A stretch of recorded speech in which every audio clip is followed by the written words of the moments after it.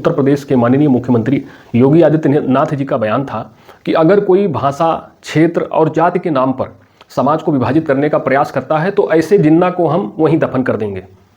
ये सुनकर काफ़ी अच्छा लगता है, लेकिन कथनी और करनी में बड़ा फर्क दिखाई पड़ता है।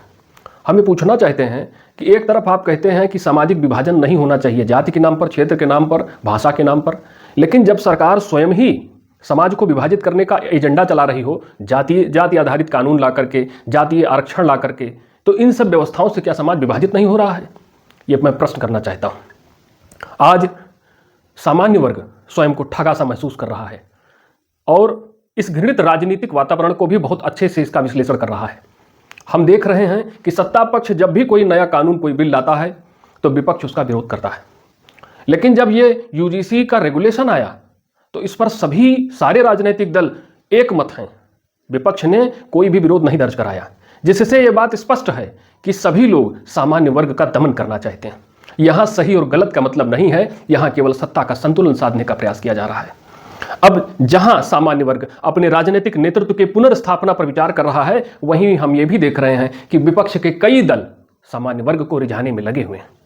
अपने बयानों के माध्यम से अखिलेश यादव से जब किसी पत्रकार ने पूछा कि आप यूजीसी रेगुलेशन पर आप क्या कहना चाहते हैं, तो उन्होंने कहा कि दोषी बचे नहीं और जो निर्दोष है वो फंसे नहीं।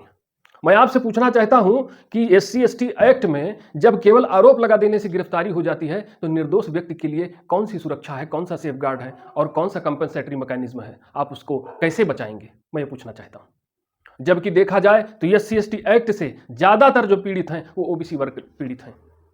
जब समाज में, देश में जाति आधारित कानून बनेंगे, जातीय पहचान को बल मिलेगा, तो बताइए हम एक संगठित समाज के तौर पर कैसे तरक्की करेंगे? ये एक बड़ा सवाल है।